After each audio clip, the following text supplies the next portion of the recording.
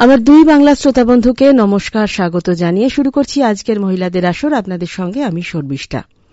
আর আমাদের মধ্যে আমরা আজকে এমন একজনকে পেয়েছি যিনি একাধারে চলচ্চিত্র পরিচালক, অভিনেতা এবং চিকিৎসক।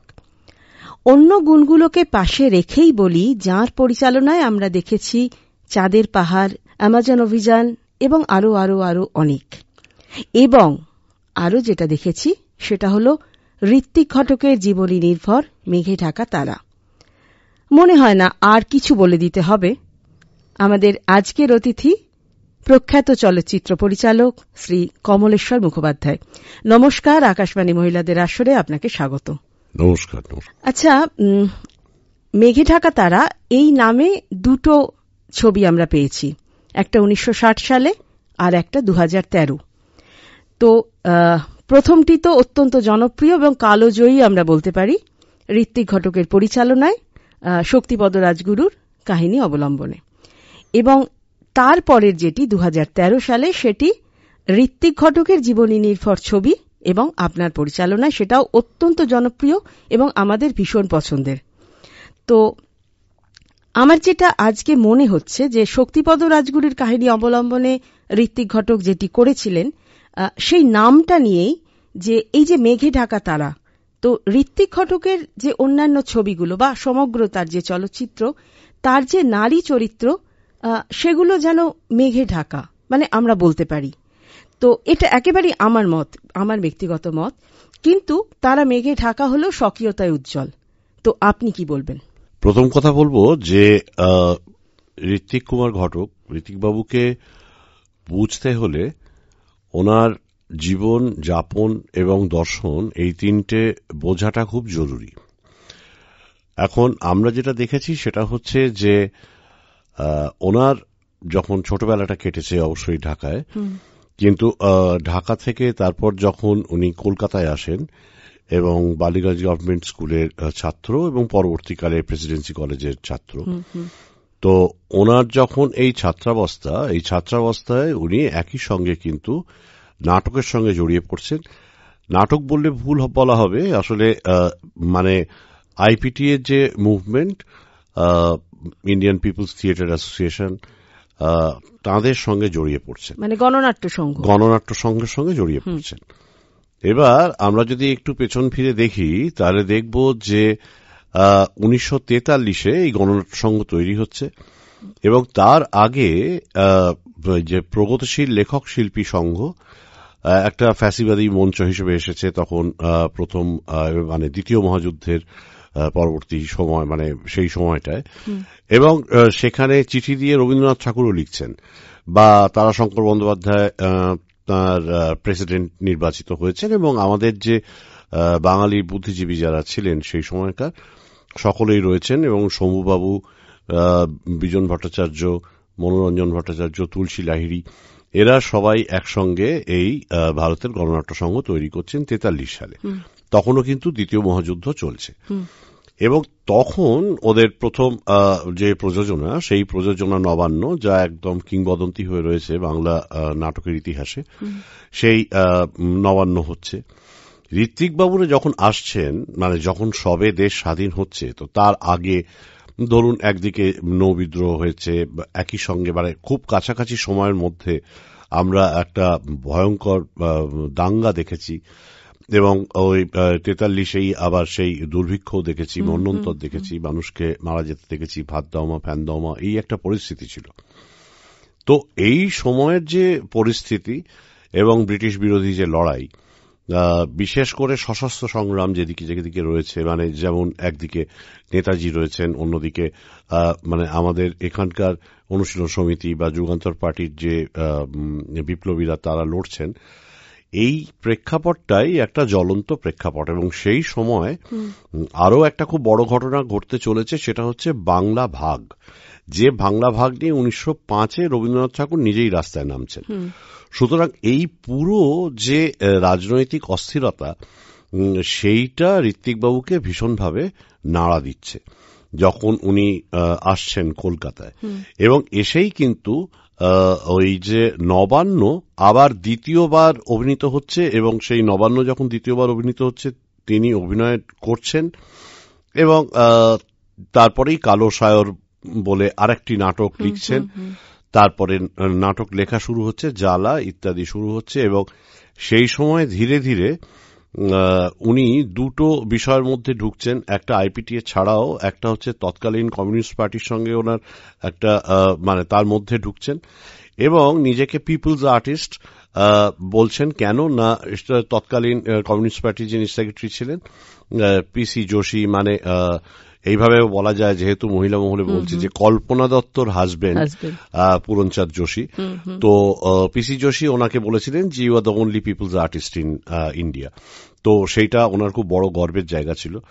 তো সেই জায়গা থেকে ওনার চারপাশে একটা সার্কেল তৈরি হচ্ছে, এইটা খুব ইন্টারেস্টিং। একদিকে রয়েছেন উৎপল দত্ত, অন্যদিকে সলিল চৌধুরী, একদিকে রয়েছেন মৃণাল সেন, যারা পরবর্তীকালে একটা মানে বাংলার মোটামুটি বলা যায় বাংলার সংস্কৃতির ধারাটাকে ঠিক করতে চলেছেন বিভিন্ন বিষয়, এবং মাথার উপর রয়েছেন সৌমিত্র এবং গঙ্গাপদ বসু, সবাই রয়েছে। তো এই পরিস্থিতিতে যেরকম একদিকে একটা রাজনৈতিক দর্শন ঢুকছে এবং সেই দর্শনটা কিন্তু বারবার মানুষের যন্ত্রণার কথা বলছে, এই যন্ত্রণাই কিন্তু ওনার শিল্পের মূল বা আমি বলতে পারি যে কেন্দ্রীয় বিষয় হয়ে দাঁড়াচ্ছে। ক্ষত বিষয়টাই কিন্তু কেন্দ্রীয় বিষয় হয়ে দাঁড়াচ্ছে, জীবনের ক্ষত। এবং আমরা যদি ঋত্বিকবাবুর পর পর প্রত্যেকটা ছবিকে দেখি তাহলে আমরা দেখব যে এই ক্ষতটা বারবার উঠে আসছে, বিভিন্ন রকম কষ্ট উঠে আসছে।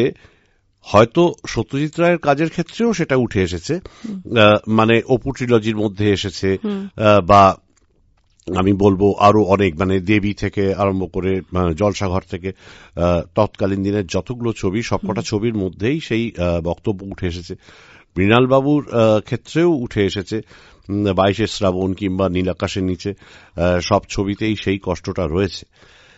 কিন্তু ঋত্বিকবাবুর ক্ষেত্রে সেই কষ্টটা যেন অপরিমিত, এবং সেই কষ্টটা যেন ভীষণভাবে পার্সোনাল কোথাও, অর্থাৎ ভীষণ নিজের মধ্যে সেই যে কষ্টটা অনুভব করছেন, একজন সেন্সিটিভ মানুষ শিল্পী হলে এইটা স্বাভাবিক।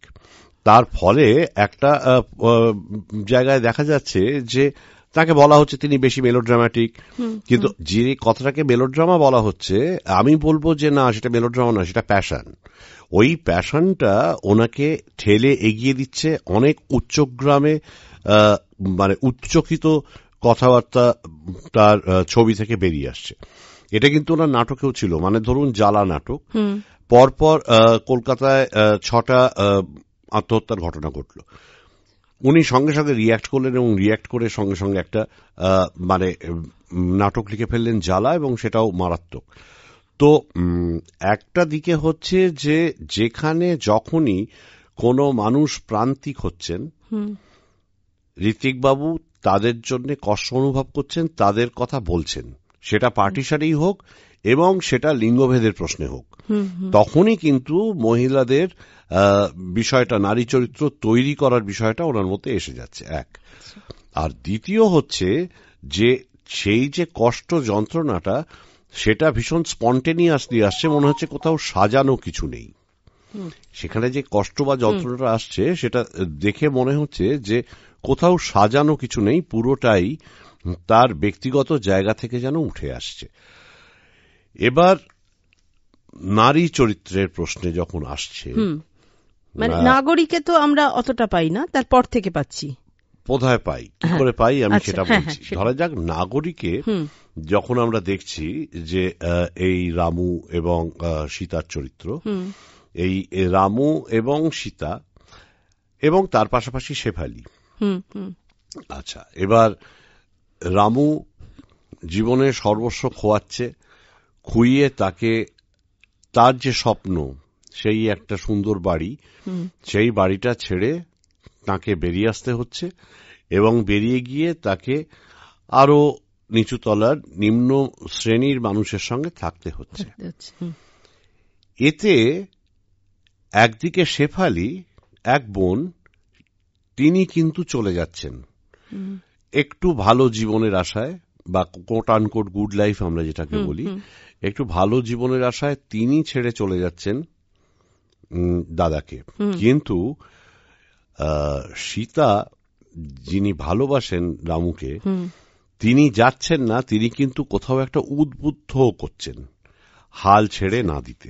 আচ্ছা, এরকম খুব ছোট্ট একটা জায়গা থেকে মূলত নারীর সংযোজন হলো ঋত্বিকবাবুর ছবিতে। এইখানে একটা প্রশ্ন স্বাভাবিকভাবেই ওঠে যে আধুনিক যুগে এইরকম চরিত্রের নামকরণ কেন করা হলো, রামু বা সীতা বা রাম এবং সীতা কেন করা হলো? কারণ উনি বিশ্বাস করতেন, উনি কালেকটিভ সাইকোলজিতে বিশ্বাস করতেন এবং বিশ্বাস করতেন যে আর্কিটাইপ দর্শককে অনেক বেশি টানে।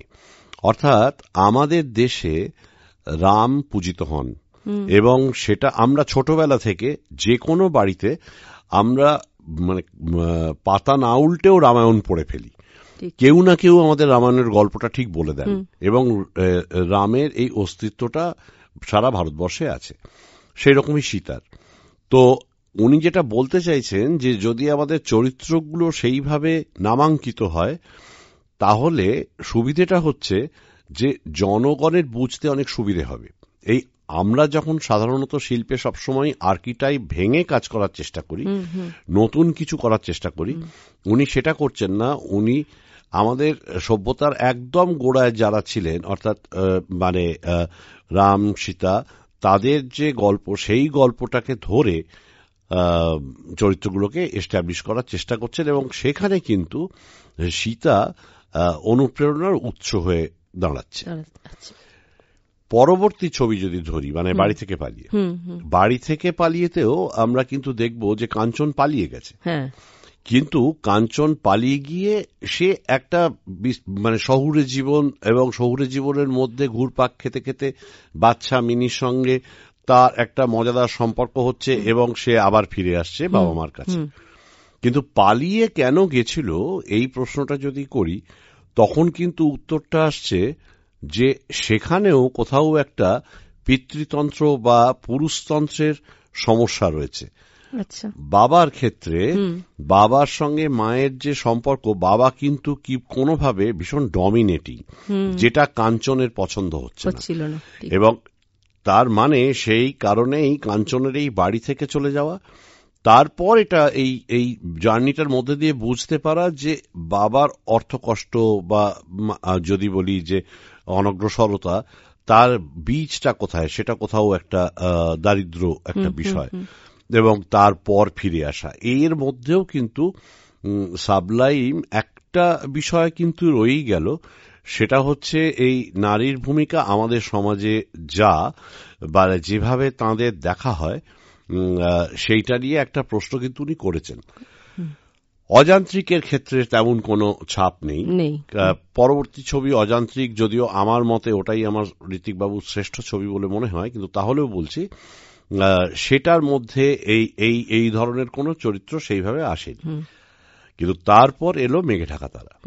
এবার মেঘে ঢাকা তারা কিন্তু আমার কাছে মনে হয় যে এত বড় একটা স্টেটমেন্ট, যে স্টেটমেন্টটা মানে আজকে মহিলা মহলে বা মহিলাদের আসরে প্রথম যেটা আলোচিত হওয়া উচিত, এবং আমরা ব্যক্তিগত জীবনে মানে অন্তত আমার ব্যক্তিগত জীবনে আমি দেখেছি এরকম চরিত্র, যে চরিত্র সাধারণত sole earner of the family হয়, নিতার মতো চরিত্র, এবং তাঁরা এই খরচের ভার শুধু বহন করেন না, তারা সংসারটাকে সামলে রাখেন, তারা মানে অন্যদের লেখাপড়ার ব্যবস্থা করেন, অন্যদের সুস্বাস্থ্যের ব্যবস্থা করেন, এবং অবশ্যই অন্নদাত্রী হিসেবে তো থাকেনি। অথচ তাঁদের যে চাহিদা, তাঁদের যে মানে ভূমিকাটা, সেটা কিরকম যেন একটা অকথিত রয়ে যায়। কখনো সেটা নিয়ে আলোচনারই প্রয়োজন বোধ করে না, সমাজও করে না, পরিবারের লোকও করে না, এবং পরিবার কিছুটা তাদের ব্যবহারও করে একটা সময়ের পর। পরিবার কিছুটা ব্যবহার করতে শুরু করে, এবং সেই যে বিষয়টা, এইটা এত রূঢ়ভাবে উঠে এলো নিতার চরিত্রায়নের মধ্যে দিয়ে যেখানে আমরা দেখছি যে একটা রিফিউজি পরিবার, প্রথম কথা হচ্ছে দেশভাগ এবং মাইগ্রেশনের এই যন্ত্রণাটা তো রয়েছেই, এবং তারপর আমরা দেখতে পাচ্ছি যে সেই রকম একটা অবস্থাতে মায়ের ভূমিকা, মা বুঝতে পাচ্ছেন যে বড় মেয়ে রোজগেরে মেয়ে এবং রোজগার করে সংসার চালাবে, এবং মুশকিল হচ্ছে যে তার সঙ্গে সনতের একটা সম্পর্ক তৈরি হচ্ছে। এবার সনতের সঙ্গে সম্পর্ক তৈরি হওয়ার ফলে যদি কোনোভাবে দেখা যায় যে ওদের বিয়ে হয়ে গেল, তাহলে হয়তো আমাদের সংসারটা ভীষণ কষ্টে পড়বে, হ্যাঁ ভেসে যাবে।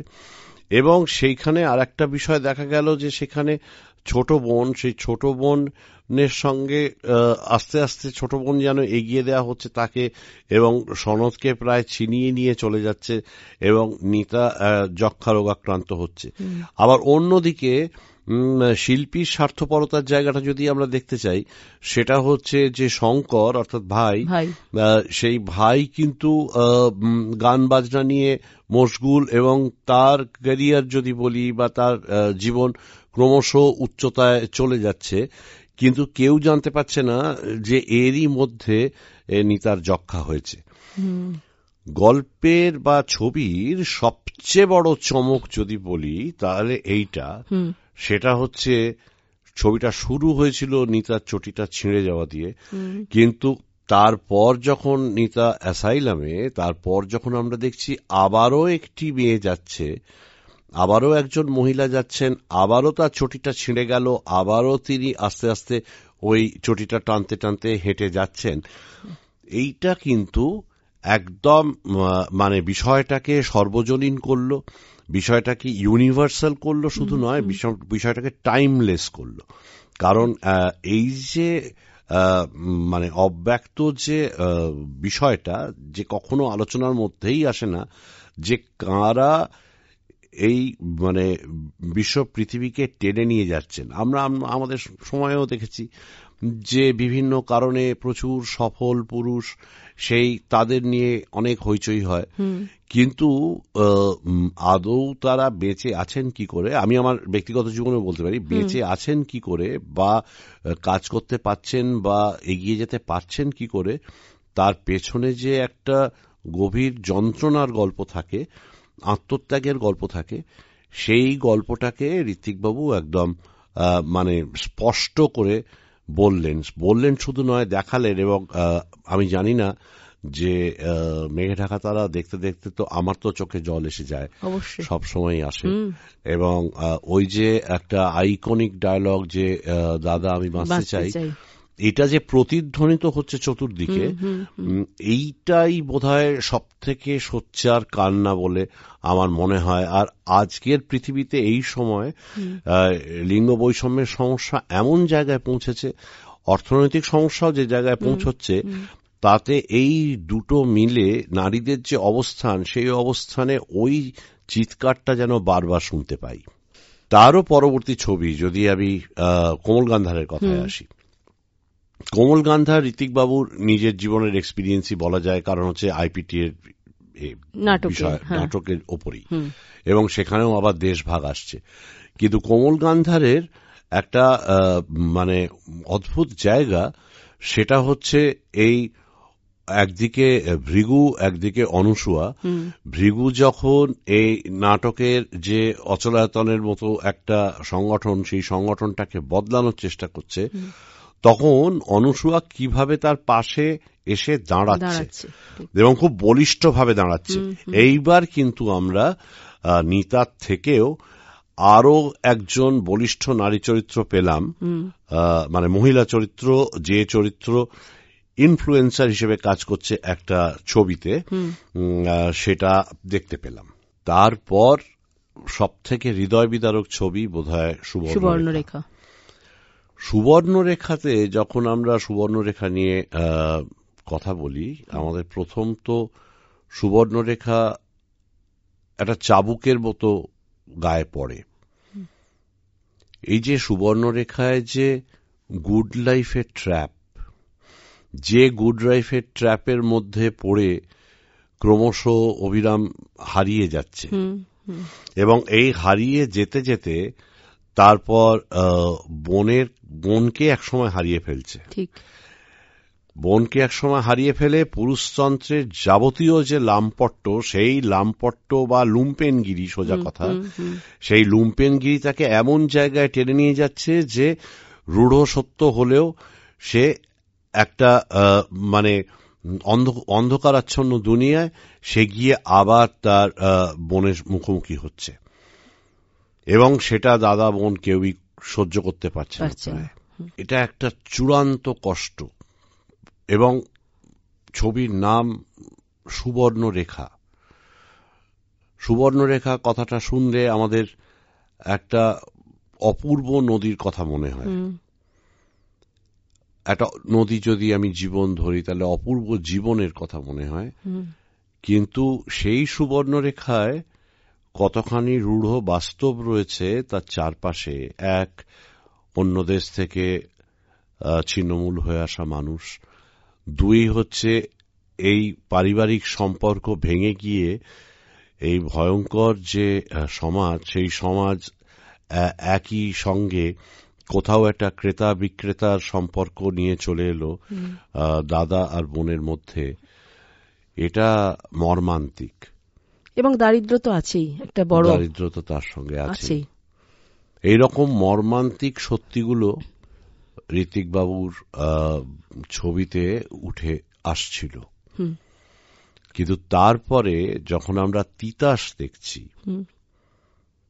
অদ্বৈত বল্লবর্মণের এই যে মালোপাড়ার গল্পটা, এই তিতাসের মধ্যেও কিন্তু খুব গুরুত্বপূর্ণ দুটো নারী চরিত্রকে আমরা খুঁজে পাচ্ছি। সেই রাজাজি, তার সঙ্গে হঠাৎ বিয়ে হওয়া, এবং বিয়েটা হওয়ার পরে তারপর তার হারিয়ে যাওয়া, তারপর বাসন্তীর সঙ্গে ধীরে ধীরে সম্পর্ক গড়ে ওঠা, এবং গড়ে ওঠার পর আবার সেই রাজাজির ফিরে আসা। এই প্রসঙ্গে অনেকগুলো বিদেশি ছবির কথা আসে, মানে যেরকম এই যে বাড়ি থেকে পালিয়ে ছবিটা বলছি, বাড়ি থেকে পালিয়ে ছবিটা যে বছর তৈরি হচ্ছে তার পরের বছর কিন্তু রিলিজ করছে 400 ব্লোজ, প্রায় একই ধরনের গল্পের উপর। আবার যদি এই কথা বলি, এই ছবিটার কথা বলি, কি আশ্চর্য, মানে ত্রুফোর সঙ্গে কোনো মানে সেই অর্থে মানে সম্পর্কও ছিল না, বা কোনো আদান প্রদানও হয়নি কোনোদিন ঋত্বিক বাবুর, কিন্তু তা সত্ত্বেও কিভাবে যেন চিন্তায় মিল চলে আসছে। আবার ঠিক সেই রকম ন্যাশভিল আসছে পরে, একটা হাইপার লিঙ্ক ন্যারেটিভ, অর্থাৎ একটা গল্প বলতে বলতে আমি অন্য গল্পগুলোকে লিঙ্ক করতে করতে যাচ্ছি, যেন এক স্তরের গল্প নয়, 2-3 স্তরে গল্পটা চলছে। এই মাঝখানে মাঝখানে লিঙ্কিং গুলো হচ্ছে, হাইপার লিঙ্ক ন্যারেটিভ আমরা বলছি ফিল্মে।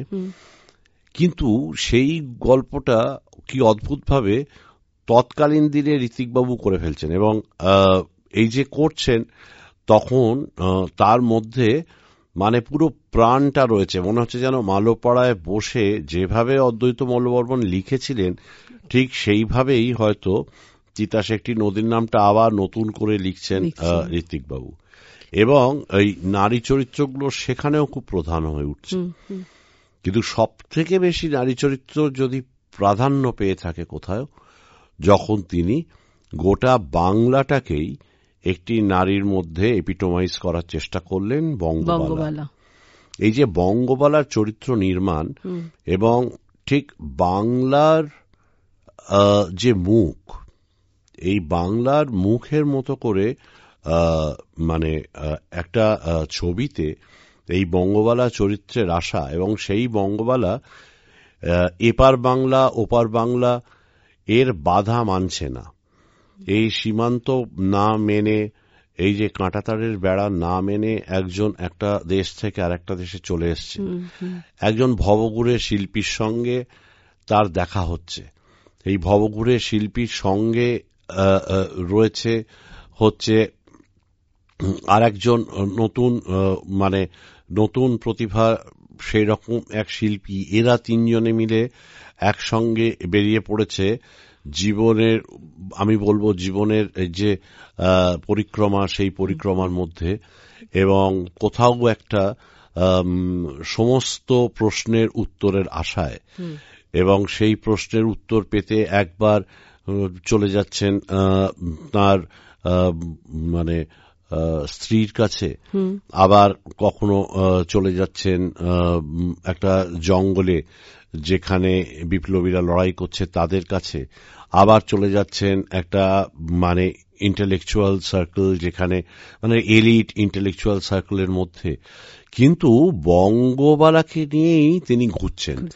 তার কারণটা হচ্ছে বাংলাকে তিনি দেখাচ্ছেন বা বাংলা তাকে দেখাচ্ছে যে বাংলায় কি চলছে দেখো। এবং সেই জন্য কি ওই গানটা মানে অসাধারণ যে গানটা কেন চেয়ে আছো গোমা, দেবব্রত বিশ্বাসের গলা। এবং শেষে যখন গিয়ে ওরা সাঁওতাল পরগনায় যাচ্ছেন, তখন দেবব্রত বিশ্বাসের গলায় কেন চেয়ে আছো গোমা গানটা আসছে।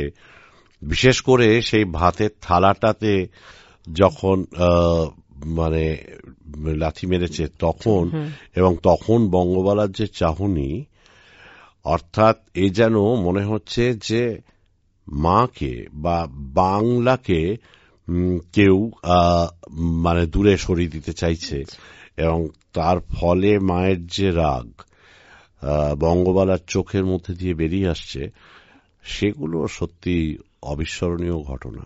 আসলে এর পরেও একটা ছবি করার চেষ্টা করেছিলেন, কত অজানারে বাদ দিয়ে বলছি, কত অজানারে হয়েছিল, তার মধ্যে সেটা তো রিলিজ করেনি বা ছবিটা ইনকমপ্লিট রয়ে গেছে। কিন্তু একটা ছবি অনেক আগে নাটক করতেন, সেই নাটকের ভিত্তিতেই এই ছবিটা করার কথা ছিল। নাটকটার নাম ছিল সেই বিষ্ণুপ্রিয়া, আর ছবিটার নাম হয়েছিল বগলার বঙ্গদর্শন। এই বগলার বঙ্গদর্শন বা সেই বিষ্ণুপ্রিয়ার বিষয় কিন্তু ছিল একদম নারীর অবমাননা। আসলে সেই সময় ওই নদিয়াতে কোথাও একটি এরকম নির্যাতনের ঘটনা ঘটে এবং মৃত্যুর ঘটনা ঘটে, তো সেটাকে নিয়েই স্ক্রিপ্টটা করেছিলেন।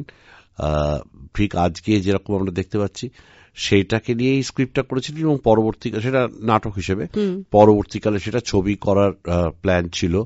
শুরু হয়েছিল শুটিং, এবং ওটা হলে ওনার প্রথম রঙিন ছবি হতো, কিন্তু যাই হোক উনি তো তার মধ্যে আমাদের ছেড়ে চলে গেলেন। কিন্তু ওই মানে ক্রমশ আমরা দেখতে পাচ্ছিলাম যে ঋত্বিক বাবুর মধ্যে কোথাও সেই মানে নিতার যে একটা সৃষ্টি, সেই নিতার সৃষ্টিটা বারবার ফিরে ফিরে আসছে এবং বারবার ধাক্কা দেওয়ার চেষ্টা করছে, এবং কোনোভাবেই তিনি গীতা বা অভিরামের মতো একটা মানে তথাকথিত কোট আনকোট গুড লাইফ বা মেকি আনন্দের জগতে ঢুকতে পারছেন না। ওই যন্ত্রণাটাই যেন তার পাথেয় করে এগিয়ে যাচ্ছেন, এবং সেটা খুব শক্ত কাজ একজন ফিল্ম মেকার হিসেবে, একজন পুরুষ হয়ে নারীদের বিষয়টা এইভাবে বোঝা, কিন্তু কোথাও যেন বুঝতে পারছিলেন। এবং কেন জানি না বাংলার দর্শক যারা নারী, তারাও চোখের জল ধরে রাখতে পারেন না যখন এই ছবিগুলো বারবার প্রদর্শিত হয়। একেবারে। কিন্তু তাহলে এই এতগুলো যে ওনার নারী চরিত্র, তার মধ্যে আপনার মানে আপনার মতে কোনটা সবথেকে শ্রেষ্ঠ বলে আপনি মনে করেন? মানে হয়তো সবগুলোই শ্রেষ্ঠত্বের মধ্যেই পড়ে, কিন্তু তবু তো একটা দুটো তো থাকেই। আমার কাছে বঙ্গবালাই শ্রেষ্ঠ চরিত্র, কারণ বঙ্গবালা ঠিক আসলে সত্যিকারের চরিত্র নয়, মনে হয় কোথাও আসলে বাংলার রূপক, বাংলার মায়েদের রূপক, মেয়েদের রূপক। আরো অনেকটা শুনতে ইচ্ছে করছে, কিন্তু ঘড়ি চোখ রাঙাচ্ছে, বলছে যে মহিলাদের আসর থেকে এবার বিদায় নিতেই হবে আমাদের। তো ঋত্বিক ঘটকের জন্মদিন আজ, এবং আজকে আপনাকে আমরা পেলাম এবং এত সুন্দর করে তার এই নারী চরিত্রগুলো নিয়ে জানতে পারলাম। এটা আমাদের কাছে অনেক পাওয়া, এবং আশা রাখি এর পরেও কিন্তু এইরকম মূল্যবান কথা আমরা পাবো আপনার কাছ থেকে। অনেক ধন্যবাদ। তাহলে আজকের মতো মহিলাদের আসর এই পর্যন্তই। আপনাকেও অনেক ধন্যবাদ। নমস্কার। নমস্কার। নমস্কার।